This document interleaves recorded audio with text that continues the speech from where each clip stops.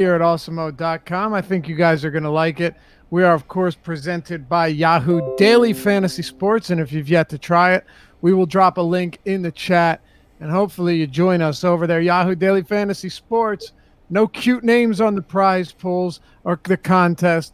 Just cold, hard cash and a way that you can get up to $30 in Yahoo Sports Rewards points, YSRPs, of course, simply by signing up through our link using the code AWESEMO and getting money that you can use and turn into real currency, which you can then withdraw on the site.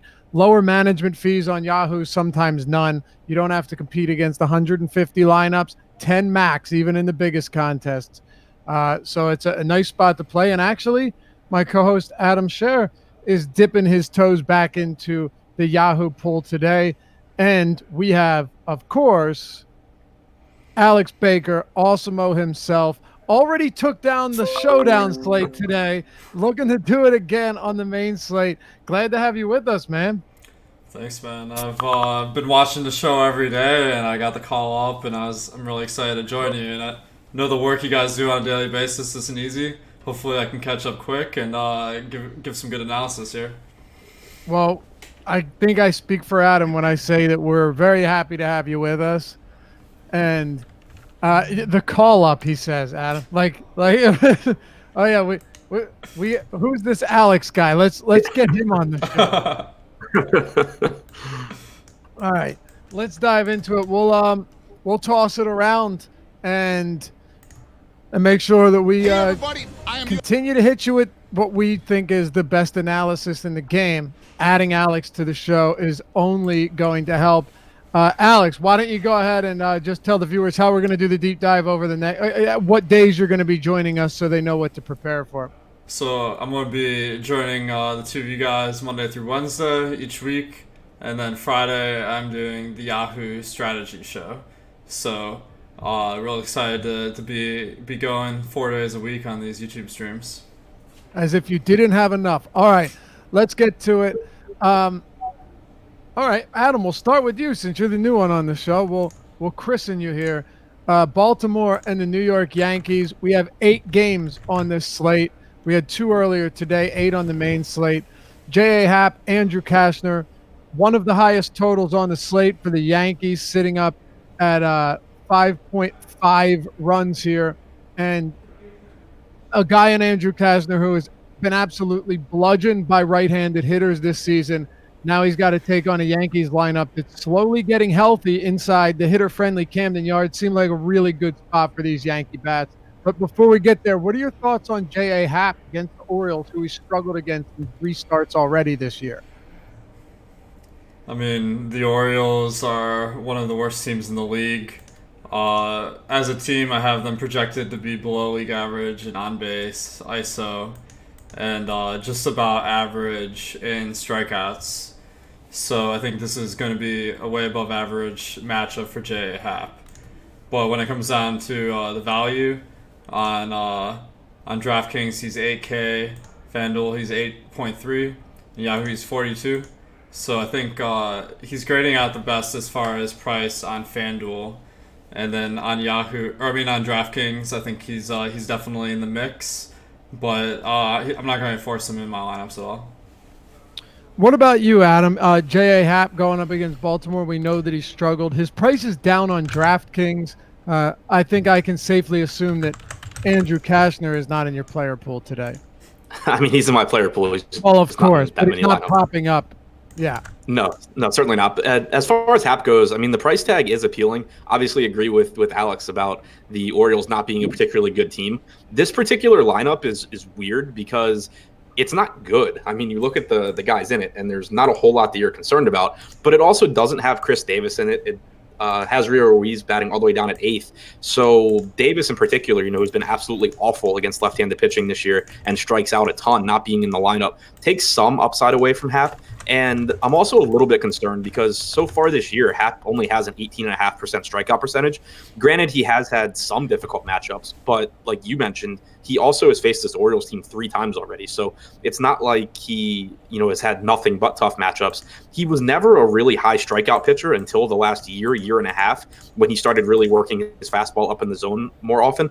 So I am concerned about the fact that, we're a month and a half, almost 2 months into the season, and Happ is striking out less than 20% of hitters. I think the price tag coming down makes him still a viable option, but I'm getting to him as like my fourth highest owned pitcher on DraftKings right now. Yeah, and I was actually a little surprised by some of the ownership, and we'll get to that, of course, at awesomemo.com. We have the ownership projections that I think all of us believe are the best out there. The Yankees offense too, though, Adam, is in a spot where they're in an enviable spot, to say the least. It's a really bad pitcher in Cashner, single-digit swinging strike stuff, going up against a Yankees team that can get heavy from the right side of the plate with good righty versus righty hitters. I think that's a big deal here, because while Andrew Cashner isn't great against either-sided or either-handed hitter, the righties have really done him in this year, and now he's going up against Luke Voit and Gary Sanchez in the middle. Gleyber Torres has hit him well. Aaron Hicks is back in the lineup, and even a guy at the top like DJ LeMahieu. Are the Yankees coming in as one of your top and favorite teams today? Yeah, Cashner's pretty weird this year. He's kind of completely flipped what he was last year as far as his splits go, getting absolutely killed by righties, like you said, doing a much better job against lefties. And if you dig into the pitch types that he's throwing, it makes sense. He's essentially scrapped his two-seam fastball against both sides of the plate, but it's a pitch that he was throwing a ton to lefties, and pretty much every pitcher in baseball, when they throw that pitch to opposite-handed hitters, they get destroyed. So he's basically replaced that with his changeup 30% of the time, which is getting a ton of swings and misses to lefties. But against righties, he's still going out there with his fastball 45% of the time. He's throwing a little bit harder, but it's still not a good fastball. He's throwing his slider 21%, which has not been an effective pitch whatsoever. So his current pitch mix just doesn't play well against righties. He's striking out like 6% less righties than lefties, and he's just giving up a ton of power. Guys like Voit, Sanchez, Torres all make really appealing options. Urshela apparently has figured out how to hit this year. So, it's an appealing spot for those guys. And then you have a poor poor Baltimore bullpen behind them. So really a high upside spot for the Yankees here. What about you, Alex? New York Yankees against Cashner. Also really warm temperatures in a great park today as well. Absolutely. And I have that showing up in my top stacks tool, the Yankees having about a 14% chance to be the top stack of the night. When I'm looking down the breakdown of each player in the lineup, what I'm noticing is that Aaron Hicks and Kendrys Morales are both the most underpriced players of the day. Kendrys Morales especially, he's only 3,400, and none of the other guys are under 5K or 4K on DraftKings, and on FanDuel he's 2,200. On Yahoo he's the minimum 7. So I think a really good strategy in GPPs is to build a Yankee stack and leave Kendrys Morales out of your stack. He's definitely not one of the stronger batters on the team. So the chance that if the Yankees are the best stack, he's not part of the best 5 or 6 or 4, depending on your site, it's pretty good. And I think that players using optimizers are going to gravitate to Morales as part of their stack. I think you can really gain leverage over the field if you leave him out. That's a great point. Just given as you pointed out, the value there, he's discounted. He's coming in at a cheap price, and the overall thought is, he's batting 5th in the Yankees lineup, so he's got to be a decent play. Doesn't necessarily mean that's going to be the case. It doesn't mean you have to jam him into every lineup. Anyone else? Any thoughts on Baltimore bats, Alex? The grading out is like decent values, but as a team, they're below average by a significant amount to be the top stack of the day. Their team total is only 4.1, and I find that going for the bargain bin bats really isn't the greatest strategy usually in tournaments. All right, Adam, if you don't have anything on Baltimore, we can move on. If you do, go ahead. Yeah, no, I mean, I agree with Alex. I'm more interested in Baltimore as one-offs. I have a little bit of full Baltimore stacks because they are so cheap. But Mancini's grading out as someone who I think is a lot lower owned than he really should be against the fly ball pitcher in Happ. But he's the guy that really stands out for me from Baltimore. All right, let's talk the Mets and Washington Nationals. I'll start with you, Alex. Patrick Corbin, Drew Gagnon, or Gagnon. I don't know. Wilmer Font. What's that? Oh, it's Wilmer. Right. Wilmer Font now. Yeah, I forgot they changed this. It was originally not supposed to be, but now it is. So there you have it. Patrick Corbin, though, Alex, is striking out a ton of hitters as he always does. He's facing a Mets team, and I find this fascinating, that has 3 hits over their last 2 games. 18 innings, 3 hits, and those games came against Sandy Alcantara, who just threw a complete game shutout, and Pablo Lopez. Yeah, the Miami Marlins have completely just stopped them in their tracks. Now they go up against Patrick Corbin on a night where they have one of the lowest totals on the slate. Patrick Corbin's going to cost you. He's the most expensive pitcher pretty much across the board. Is Patrick Corbin at the top of your list, or are you looking down below him? So, sorry, my sheet is lagging here, but I have him projected for a really solid amount. I have him for 20 DraftKings points in Yahoo. He's not priced amazing at 10.9, so that's about an average value. So he'll be in there if you want to get some cheaper bats. But I think he's not showing up as one of my top pitchers when I crunch without any adjustments. So I'm not like super. I don't think he's a lock or anything. But as you guys said, the Mets lineup pretty bad. They're below average in every category, so I think it's a great matchup for him. What about you, Adam? Michael Conforto to the DL a couple of days ago. New York Mets with a pretty hefty K rate against lefties. Some power, but a lot of strikeouts as well. Which side do you stand on? I think I'm in the same boat as Alex. I have Corbin as the number 1 pitcher in terms of projected points, the number 1 pitcher in terms of probability of hitting my target score for him. But because of the way the slate breaks down, where there's not a lot of really cheap pitching that I like, especially on DraftKings and FanDuel. Well, FanDuel doesn't matter, especially on DraftKings. There's not really cheap SP2s that I like. And Corbin is expensive. He's $56 on Yahoo. He's $10.9 on DraftKings. The mid-range on this slate, it's kind of hard to pinpoint exactly which pitcher is going to have a big game, but there are enough of them that I feel pretty confident that you'll get 1 or 2 that have good games at their price points and let you get in better hitters. So in my initial DraftKings crunch, I was getting somewhere, 20 to 25% Corbin, even though I have him as a really good pitching play. It's just the way the roster construction's worked out that I'm not really getting there because I don't think the price point is quite as advantageous as some other pitchers on the slate. Is this a game where you're targeting hitters on either side? On Washington, I have interest. They were showing up quite a bit for me in my Yahoo crunches that I did before the show. Just some reasonable price tags there. Font, not a great pitcher. The Mets bullpen, not overly intimidating behind them. And you just have good hitters in this lineup combined with some value. I think Juan Soto in particular is really underpriced at 4,200 on DraftKings, 18 on Yahoo. So getting quite a bit of him, but much more interest in the Nats than the Mets, obviously. How about you, Alex? Neither team with a particularly high total on this slate. 3.8 for the New York Mets, and only 4 point. Actually, it's risen to 4.8 for the Nationals. It was at 4.4 earlier in the day, so you see a decent rise in their total. Could have something to do with Wilmer Font being on the mounds now. Does that change anything for you? I think that Washington is definitely going to jump out, especially in people using optimized lineups.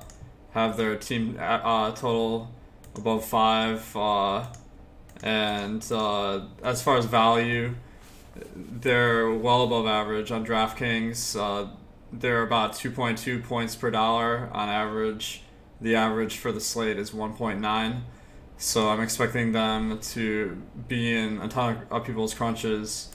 But on the other hand, I also have them as being over-owned on DraftKings with 10.2% ownership, where they're only an 8.8% chance of being the top stack of the day. On FanDuel and Yahoo, I actually like them a little bit more because they're priced more reasonably. And I think that people who are building their lineups with optimizers, who are making a majority of the pool probably, at least on FanDuel, aren't going to fall on them quite as much, and their ownership is about half as much as on DraftKings. All right. 2 down, 6 to go. Chicago Cubs, Philadelphia Phillies, Adam Scher. We've got Yu Darvish, Jake Arrieta on the mound. Arrieta with the lowest swinging strike rate of any pitcher on today's slate. It has been a brutal season for him in terms of being able to miss bats. It's just nothing there whatsoever. Against lefties, it's been even worse. Jake Arrieta is striking them out at only 12.6%. He has a 0.0 K minus BB rate this year and a 197 ISO, north of 2 home runs allowed to left-handed hitters. On the other side of that, Darvish has walked a lot of batters, and the Philadelphia Phillies walk at the second highest clip against righties, and temperatures are sitting around 50 degrees at Wrigley. Earlier in the day, I saw that Darvish was projected to get some ownership, around 21% on DraftKings. Is Darvish somebody that stands out to you today at 8,600 on DraftKings? On FanDuel, he's $8,700, and of course on our sponsor Yahoo, he's coming in at 36, which is definitely discounted from the rest of them. Yeah, it's not that he stands out in terms of me being confident in the results that we get, but he does stand out as far as his strikeout percentage this year. Even though he hasn't been good, like he's walked a ton of guys, he's given up a ton of power, his strikeout percentage is half a percentage point lower than Patrick Corbin, who is much more expensive. So from an upside standpoint, he stands out. In my initial crunch, I was getting him right around the field at 20 to 25% before making any adjustments to him. I think that it's the kind of play where wherever our final ownership projections end up at will make a big difference for me, because I think his range of outcomes is so wide that if he's projected to be really popular, I'd rather be getting to the cheap Philadelphia bats against him, because he certainly has blow-up potential in the spot. But if he is going to come in behind guys like Peacock and Paddock and Corbin, as far as ownership goes, I think his ceiling is just as high. You really only have to go back one start, and you get an 11 strikeout, 0 walk game. That's what he is capable of doing, even though he doesn't do it all that often. So he'll really come down to ownership for me, and it'll play a big part in, if I go overweight on Darvish or if I go overweight on Philadelphia, coming down to where he's actually projected at ownership-wise. Adam makes a pretty good point, Alex, that while you're getting a lot of walks from Darvish this year, 17% walk rate, he also has a 28.7% strikeout rate, which in context of measuring up to the rest of this slate, only Patrick Corbin has a higher strikeout rate. What are your thoughts on Mr. Darvish here at Wrigley? I tend to agree with Adam. I think the strikeout potential is really big, and therefore he's probably worth having in lineups, depending on the ownership.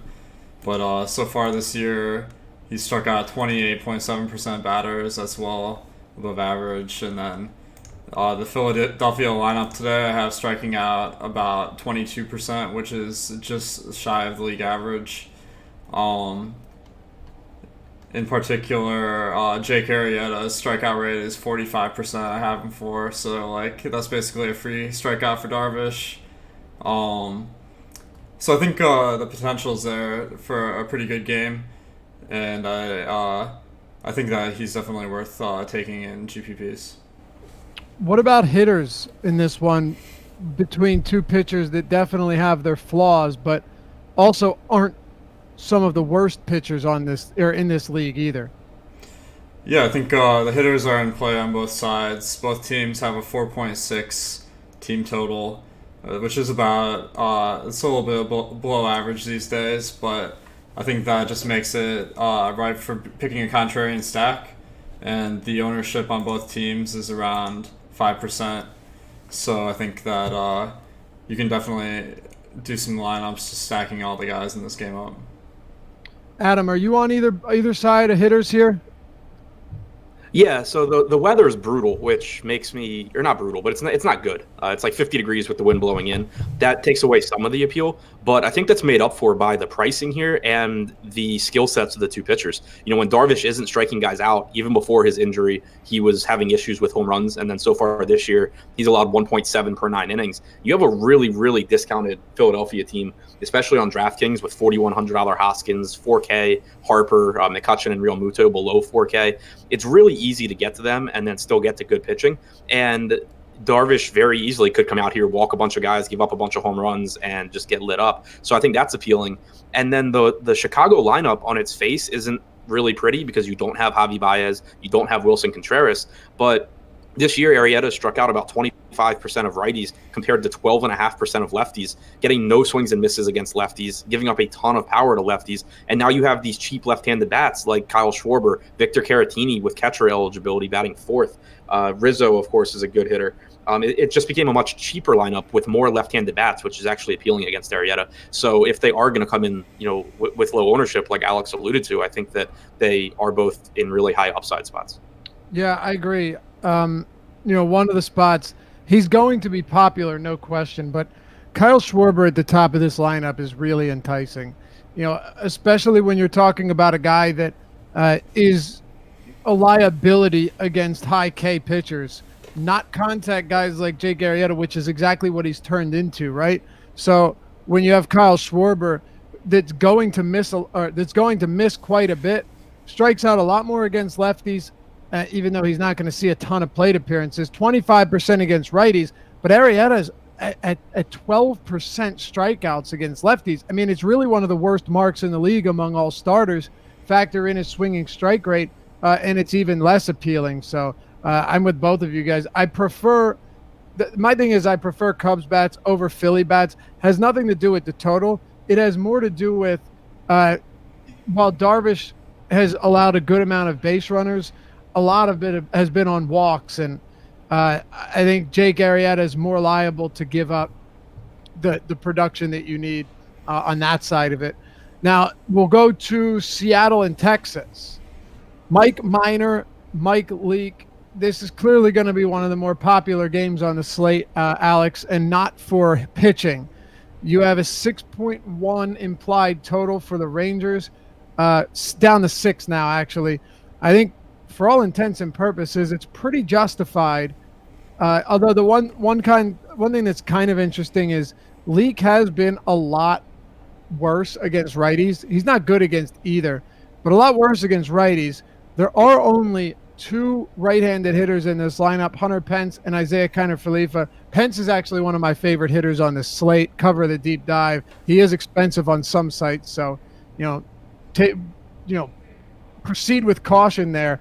But what are you doing with this one? I'm assuming you're not on either pitcher. If you are, feel free to correct me, but we can go to hitters here as well. Yeah, I think we can rule out the pitching. Mike Leake, I only have projected for 5 points on DraftKings, so that's less than most players on the slate at pitcher.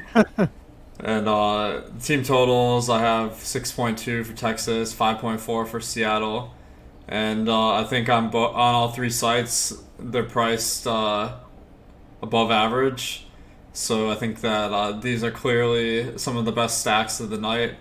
Some standout plays might be Nomar Mazara batting third on Texas, and he's only 4,100, which is way less than the players around him on DraftKings. Pence, I'm not sure about. Do you guys know if he's juicing? Because his stats this year don't really look like they did in previous years. It's crazy, man. Yeah, it makes no sense at all.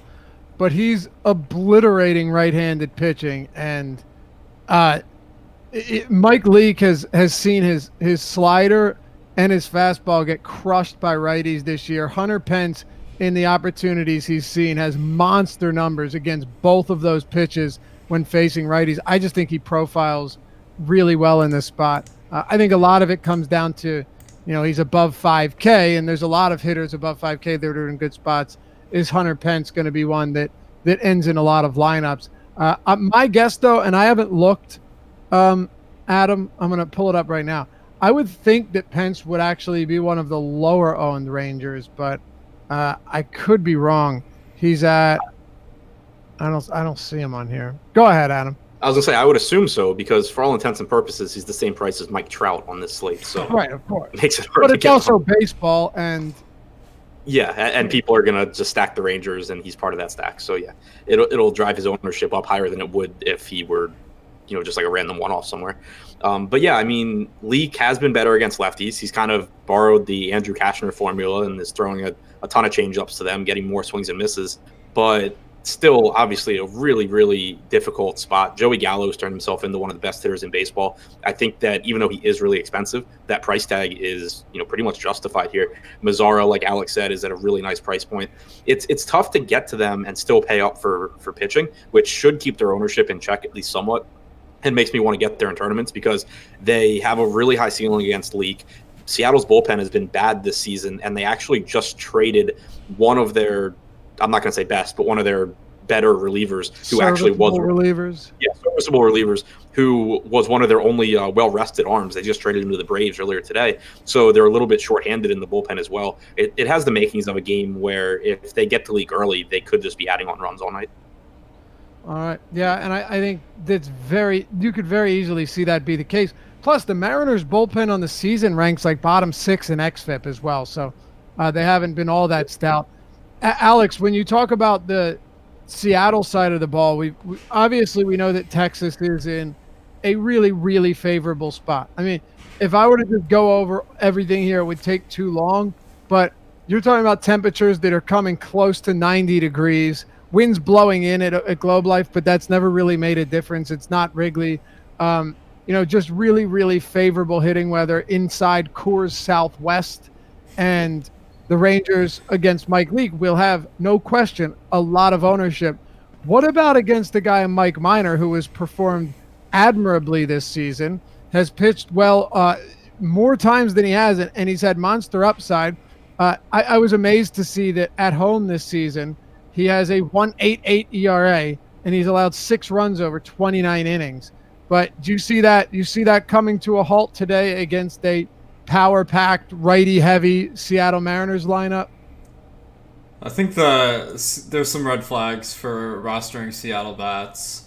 One, as you mentioned, Minor has been way improved this season. I remember previous years he was one of the guys you want to stack against, but now definitely not the case. And more importantly, the ownership's going to be high on Seattle. On FanDuel, I have them projected for 17% of all the batter ownership, where based on my analytics, only about 10% of the time they're going to be the best stack of the day. And I think that's because on FanDuel, I have them grading out as really good values, about 3.7 points per dollar as a team. And especially Tom Murphy. He's one of the lower or most mispriced guys of the slate at only 2.2K on FanDuel for a team with a 5.4 total. I think that a lot of ownership's going to go to him on all the sites just because he fits in with the pitchers you want to get, and also Tim Beckham. Like, if I was going to stack up the team, I think you can avoid some ownership by leaving those guys out of your roster. Okay. What about you, Adam? Are you on Seattle here? And if not, would you consider or entertain the idea of playing Mike Minor at his price? I agree with Alex, too. It's just if you look at the pricing on these two teams, like, people are going to want to go to this game because it's obviously great hitting conditions and they both have high implied run totals.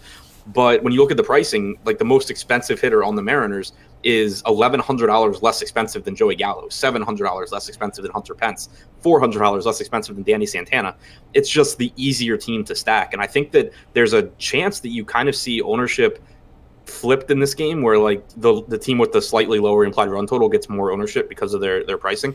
And Minor's good. It's not like he's an absolutely dominant pitcher or anything like that, but I think he's still better than people give him credit for, and that Seattle probably does come in over owned. So still fine with going there, especially like for one-offs. And it's a high upside spot because Texas' bullpen is so bad. But I think there's a pretty good chance I come in underweight on Seattle just because of their projected ownership. And as far as Minor, I still don't see myself getting there just because you have so many options around him, whether it's Paddock or Weaver or Peacock or whoever else, Darvish. There's a lot of guys around him that are actually a little bit cheaper that I think still have more upside. And I doubt that Seattle, with it being an 8-game slate, I doubt Seattle gets enough ownership where I end up bumping Minor as like a leverage player or anything like that. I'd have interest if the price tag or if the matchup and park were baked into the price tag, but they're really not. I mean, 644 on Yahoo, 97 on DraftKings. It just doesn't seem like it makes much sense to get there when you'd really only be playing him for leverage purposes anyway. Anything else on this game? Not for me. All right. We'll stick with you, Adam. We'll go to Brad Peacock and Ryan Burr opening this one up. What's expected to be a bullpen game for the White Sox. They decided to wait till like 4 hours ago to release a starting pitcher. That was enjoyable. Brad Peacock, though, let's break this down, right? Swinging strike rate against lefties, strikeout rate against lefties, both of them through the floor this season. Not through the roof, through the floor. He has struggled against them. He has allowed a lot of power to lefties. Righties, he's been, I won't use the word dominant, but he's been very good. So you get a matchup against the White Sox, who have Leury Garcia, Yohan Moncada, Abreu, Alonso McCann, Eloy Jimenez, Anderson, Tilson, and Sanchez. So you have 5 lefties in this lineup. All 4 righties are bunched together in the middle, though. Who has the advantage here? Because right now we're getting Brad Peacock with considerable ownership everywhere, and also on FanDuel because his price point is very, very low at $7,800. So, look, I think Peacock has a lot of upside here, but I'd like to get your thoughts on how you view this matchup as maybe a low floor, high ceiling spot for Peacock. Yeah, that's exactly how I view it. There are 3 lefties in the top 4, which is not great for him. But at the same time, there are strikeouts there. Moncada in particular really scares me. He's just a good hitter. He's reasonably. I really like him tonight, actually, Yeah. if you're going away from Peacock. Yeah, I agree. Great leverage play against Peacock. So that part of the order scares me. Jose Abreu is a difficult out as it is. But once you get past those first 4, you get, James McCann's a high strikeout guy. Jimenez hasn't had the most successful rookie season so far. Tim Anderson is having a really good year, but he still strikes out. And then you get 2 lefties at the bottom who neither one are really scary. So I think really a boom or bust spot, and a lot of it will come down to sight for me because on DraftKings he's 8,900. He's a little more expensive than Weaver. He's a little less expensive than Soroka and Paddock, and he's projected for a ton of ownership. So I think there's a pretty good chance that I come in under the field on him. Whereas FanDuel, the ownership comes down a bit, even though he's more affordably priced because you only roster the one pitcher, and a lot of people are going to go to Corbin, and then ownership's going to be spread out amongst other guys. I have Peacock grading out as my number 1 point per dollar pitcher on FanDuel. So I think there's a chance that, right now we have him projected at 18 or 19% ownership. I think there's a chance I come in higher than that on FanDuel. And then on Yahoo, he's projected for higher ownership, and you have guys like Paddock and Darvish at the same price point or cheaper, so I'm getting to a lot of them. So I think it really is someone that I'll have my exposure spread out depending on which site I'm on. All right, and Alex, we have I'll throw these numbers out there for you. Top stack probability on your stack tool, White Sox at 3.4%. Their ownership is equally low at 3.5%. And their value is right in the middle. That's on DraftKings. On FanDuel, it's even lower, along with Yahoo. Is Peacock popping up as a top play for you here across the board, maybe site-specific? Are you pretty much rostering him everywhere? What's the deal on Peacock? Yeah, I think based on his projection and the price, especially on FanDuel, he's going to be in a lot of lineups. So I find that going for chalk pitchers is usually okay as long as you mix it up with the bats. One thing I like from this game are the Houston bats. It's they have a team total of 5.7, but the ownership is surprisingly low on DraftKings with only 4% ownership. On FanDuel and Yahoo it's a bit higher. But what I'm seeing is some of the guys that are the highest in the order are pretty overpriced, with Alex Bregman, Michael Brantley, Carlos Correa, all above 5K. Probably not great values, but what you're hoping is they have outlier performance as a team, so if you stack them up, save some money in pitching, I think you can gain an edge that way with the ownership. Okay. If you're, let's say you are stacking this Houston team top of the lineup, you're going to have a tough time getting to like a Paddock paired with, name another guy in that around 9K range, maybe even Peacock. Have you found that to be the case, or have you made it work? Yeah, absolutely. You're gonna have to go for a value pitcher if you go this route, and they're in short supply on the slate. So I think that's just another reason why they're going to be contrarian. So you're not going to love the lineup around your guys, but I think that it's worth the risk. All right, Adam, Houston bats. Yeah, same spot that Alex is in. They're easier to get to on Yahoo because you have $25 Felix Pena, which I'm hoping goes overlooked a little bit. But He's so been very getting good there, lately. yeah, and Minnesota's running out like their AAA lineup for some reason. So on Yahoo, I think it's easy to get to them. On DraftKings, it's tougher because if you want good one-offs around them, you kind of have to be going like the Andrew Cashner route or something along those lines, which isn't really that much fun.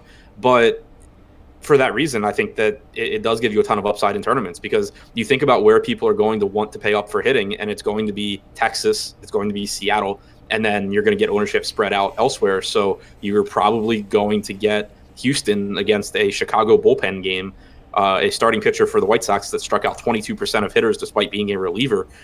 That goes a little bit overlooked. The price tags there are tough, but you do get Josh Reddick leading off at a reasonable price tag. Yuli is cheap enough. Tyler White's still really, really cheap. Tony Kemp's under 4K. Like, there's still ways to make Houston stacks that are contrarian and save you a little bit of salary. So I like getting to Houston in tournaments a lot. Probably not spots I'd want to go to in cash games, though, especially outside of Josh Reddick. And have you crunched yet? Not for DraftKings or FanDuel. My question is, how do you imagine or envision that one playing out if you're stacking up Houston bats? Kind of the same question I posed to Alex, because I know we're going to have viewers of the show saying, all right, well, Houston's a good leverage stack. I get that. But how the hell do I make it work on DraftKings, and how the hell do I make it work on FanDuel? I know you talked about Felix Pena on Yahoo and everything, but is there any specific advice, any specific strategy you'd throw out there with these super expensive teams today? I mean, there's no SP2 that I feel great about on DraftKings, but I do think that $5,600 Andrew Cashner is not the end of the world. It does give you leverage. It does give you leverage against the Yankees, which is kind of nice.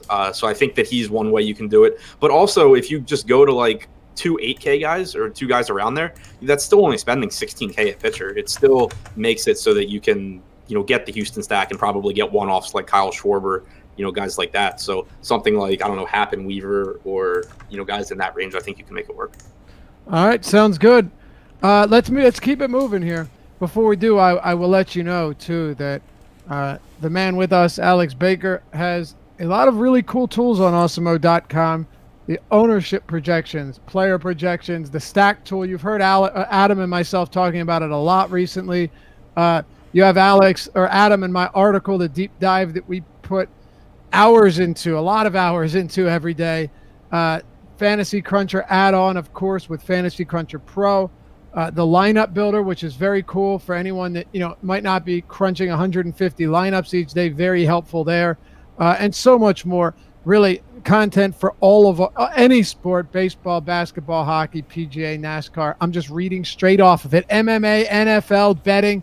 We've got it all over at awesemo.com, and you can get 50% off, half straight off the top of your first month. Just use the promo code Deeper Dive. It's one word, Deeper Dive, like the name of the show. Promo code's underneath us to get half off, 50% off your first month at awesemo.com. We hope to see you there. And hey, if you do decide to sign up, say what's up in the Slack chat. We're talking sports, daily fantasy sports, all day and all night, so you can join the conversation with us. All right, Atlanta, San Francisco, Alex. My guess is I'm going to have a different take here than most people on this one. I like Soroka more than he's being projected for, and I like him a lot more than his ownership was coming in at. And the reason I say that is, look, he's not a lethal strikeout guy, but this is a Giants team that ranks dead last in almost every relevant metric at home. They're all against righties. They're already a bad team. He's good at preventing runs. And now he's getting one of the best pitcher park shifts that anyone could get. I was seeing him coming in on DraftKings at like 13%, which to me seemed odd given what I think is a really, really appealing spot What are your thoughts on Soroka and the pitching matchup here with Andrew Suarez as well? So I'm noticing that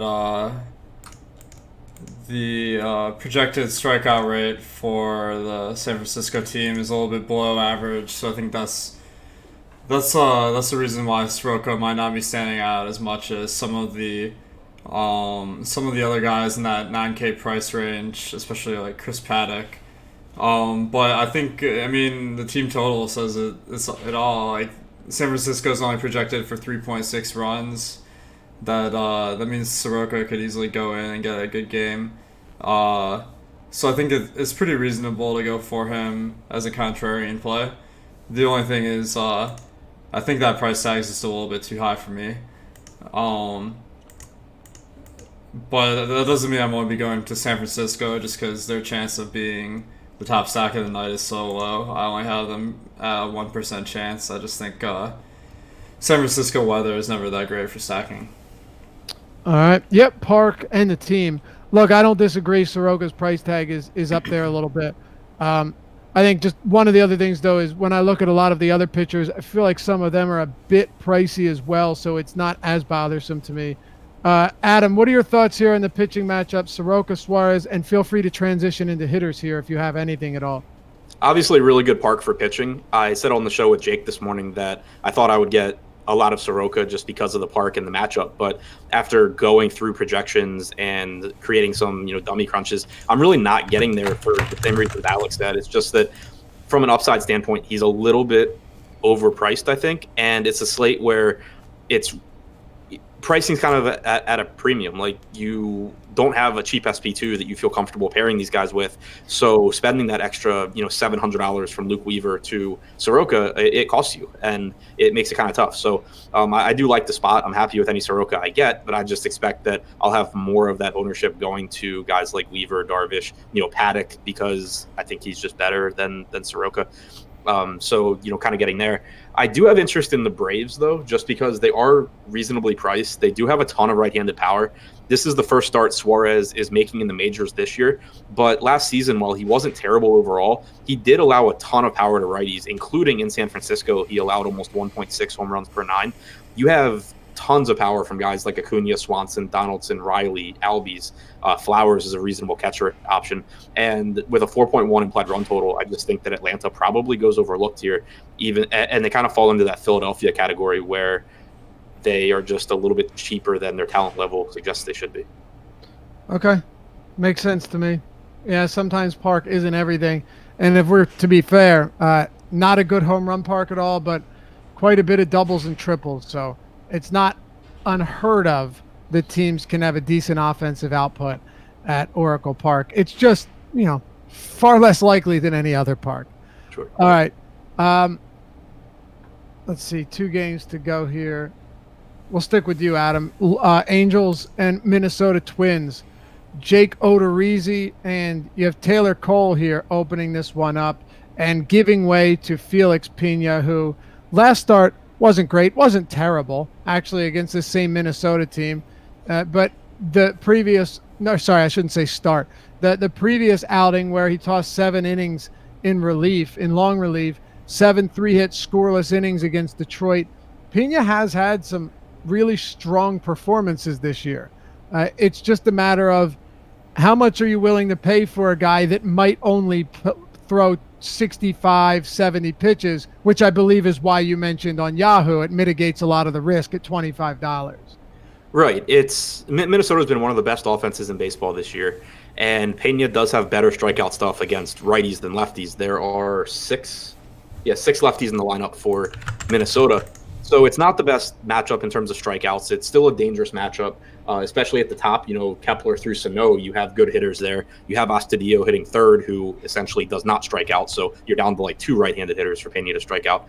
It's not a good matchup for him. $25 on Yahoo is just really appealing because it's the absolute minimum. And there's a pretty good chance that against this lineup, even if he doesn't strike out a bunch of guys, you get 4 or 5 innings of, pretty decent pitching out of him, because once you get past Sano, you run into guys like Luis Arias, Castro, who has plenty of holes in his swing, Adrianza and Buxton, there's a good chance he kind of salvages this start. But I have trouble getting there at 7,500 on DraftKings because, like you said, how deep does he actually go into this game? The most pitches I think he's thrown this season is like 85, 86.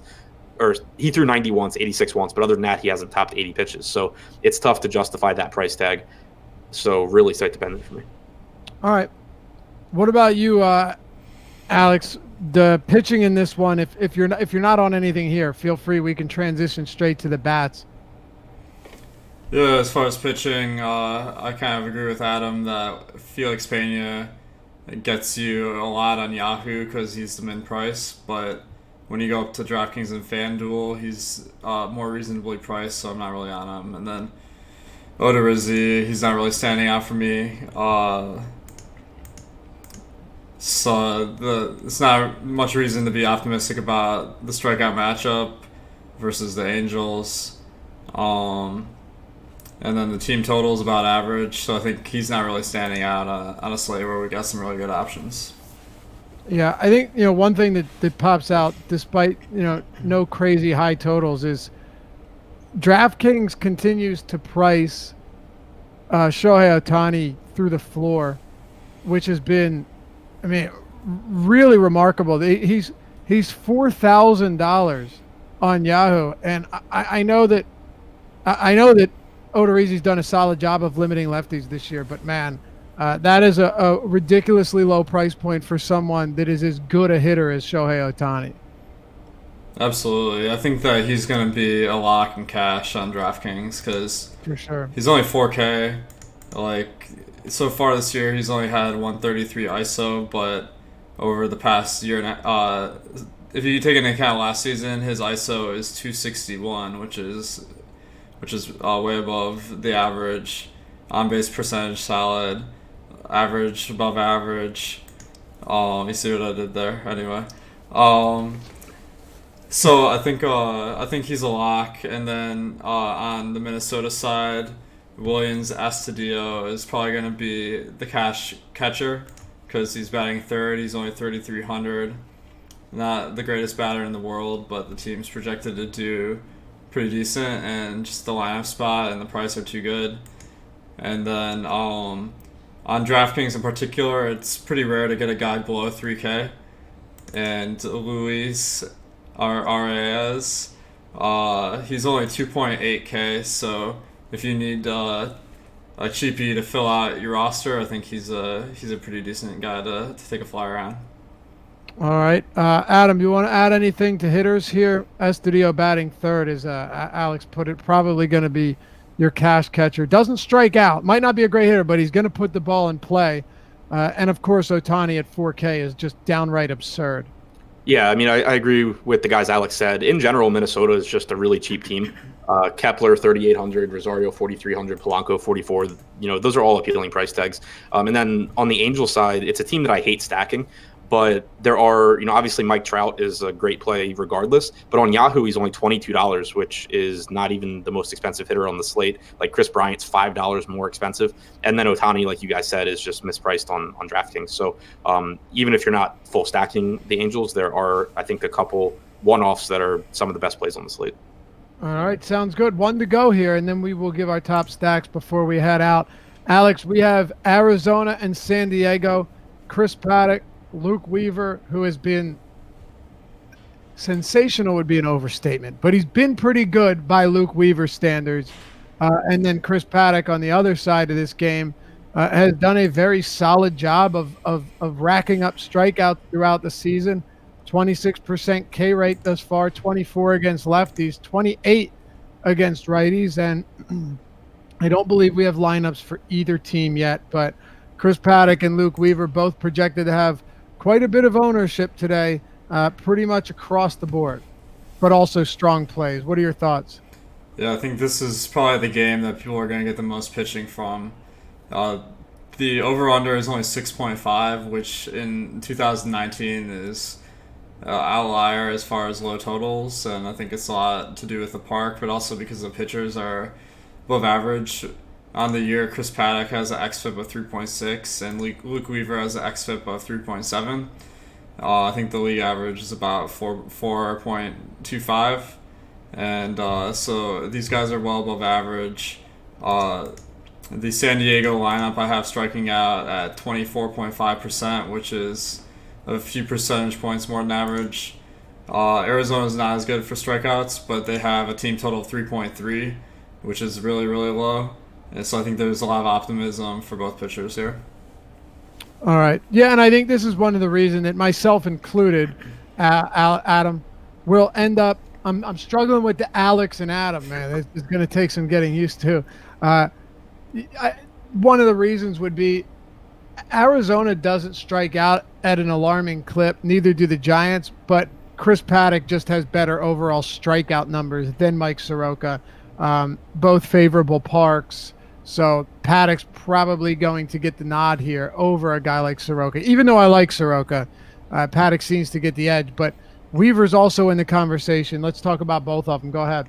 Yeah, I think it's a really interesting game because obviously both pitchers are good. Paddock, came up with a lot of hype and he's lived up to it so far. Has a really good changeup. He's still only struck out 22.6% of lefties compared to 35.5% of righties. So if you're looking for reasons to, maybe shy away, there's a good chance that you have 4 lefties in the top 5 for Arizona, which, could be a little bit of a concern, but I would still give the edge to Paddock there. I really like the upside for Weaver, though. He has been much better this year than I think he was in the past. His secondary stuff, his changeup, his cutter have been better than before. He's striking out 28.5% of righties, and you're going to get a right-handed heavy San Diego lineup. So I think that there's a ton of upside for Weaver, and I think he's a little bit more favorably priced than really anybody on DraftKings. I like him a little bit more than the Paddock, Soroka, Peacock range of guys. But one thing I will point out that I think contrarian and works as leverage where you don't have Weaver is that he's given up more power to righties than lefties this year. And that's something that I expect to continue because he's getting a ton of swings and misses from lefties on his changeup, but he doesn't throw it that often to righties. He doesn't have a pitch to righties that gets swings and misses quite as much. And you do have Franmil Reyes, Manny Machado, and Hunter Renfroe since the start of last season all have ISOs over 200 against right-handed pitching. So I think that I don't want to full stack San Diego all that much, but mini stacking with like 2 or 3 guys, they give you a lot of power against a really popular pitcher at low ownership. Okay, and I'm assuming that's the only spot you're looking for hitting in this game. Yeah, I don't really think I'm getting to Arizona. Any hitters for you here, Alex? I think the San Diego bats are priced fine, but I'm not super keen on rostering them because on DraftKings where the prices are the best, they're owned about twice as much as their chance to be in the top stack according to my metrics. So I'm not really. I do like what Adam said about getting leverage on the field who are rostering Luke Weaver. I find that's really effective, especially in smaller tournaments. But I think people are going to be on them just because they're optimizing, and these guys are going to show up because they're good values. All right. Yeah, I tell you, I was just while we were talking here, just seeing what lineups would look like, hand making them with Weaver and Soroka. A mid 8K guy, a 9K guy, and then Weaver and Paddock, Peacock and Paddock, and it's difficult, Adam, to get. Like you have the Gary Sanchez, the Gleyber Torres, the Texas bats that are going to cost you quite a bit, the Houston bats. The teams with the highest totals on this slate are obviously in the most enviable spots: Texas, Yankees, Houston. But it's tough to get there, which it continues to lead me back to the argument that both of you made, that Seattle, even despite facing Mike Minor, is going to see a lot of ownership. Our metrics bear that out at awesemo.com, Adam, and it only makes sense because it's really, really hard to full stack these teams like Texas, New York, and Houston with those pitchers. Yeah, and I think it's a slate, too, that for all the reasons you said, you can get an edge on the field by just being willing to roster bottom of the order guys as part of your stack. You don't have to have 1 through 5 or 2 through 6, especially on DraftKings and Yahoo, where home runs really rule everything. You can mix and match. You can get to the bottom of the order, and you're going to get guys that are just lower owned because of where they hit in the order, and people just refuse to do it. For sure. And for you, Alex, just listening to everything that we had just said, kind of the theme throughout the show as well, let's just say that most of your popular pitcher pairings will end up being some variation of Weaver and Peacock and Paddock. Is this a day where you'd rather get different? And you mentioned it earlier, you're okay going with chalk pitching. Some days I'm very willing to roll the dice on a cheap pitcher who I think is better than the field does, and a lot of time it works. I know Adam's the same way.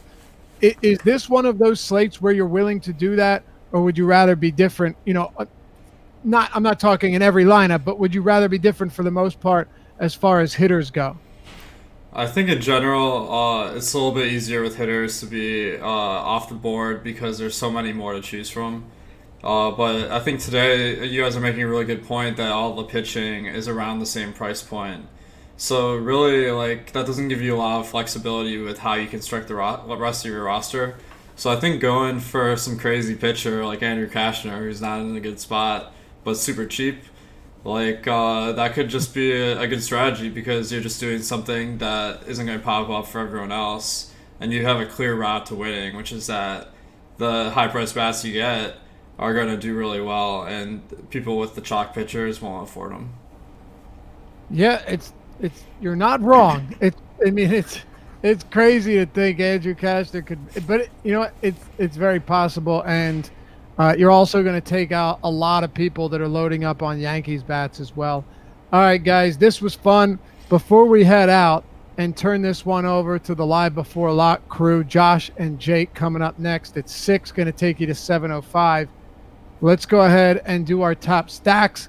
Before we do quickly, I would say if you enjoyed the show, you want to see more of it, you want to help, support awesemo.com. All you got to do is hit that thumbs up, like the video. It really does help us a lot, and we greatly appreciate it. So, and subscribe, hit the notification bell so you always know when new content's dropping as well. Top stacks here. Adam, we'll start with you. Give me your top stacks for Monday night. Yankees, Texas, Philly, Houston, Atlanta. All right, Alex? I'm going to keep it to just one. I like Houston, as we went over before, just because I think they're going to be low on compared to their potential. All right. Yeah, I mean, Adam, I'm with you. It's just it's going to be interesting to see how it all fits. The Nationals might not be a crazy idea either right now. Ownership on them, on DraftKings at least, coming in. Oh, wow, higher than I thought. Look at that, over 10%. Scratch that. All right. Anyway, that'll do it for us. Thanks for tuning in as always. Stick around. Josh and Jake are coming up next on the Awesemo_com YouTube channel. You know where to find them. We'll see you back here tomorrow on the Deeper Dive. Good luck tonight.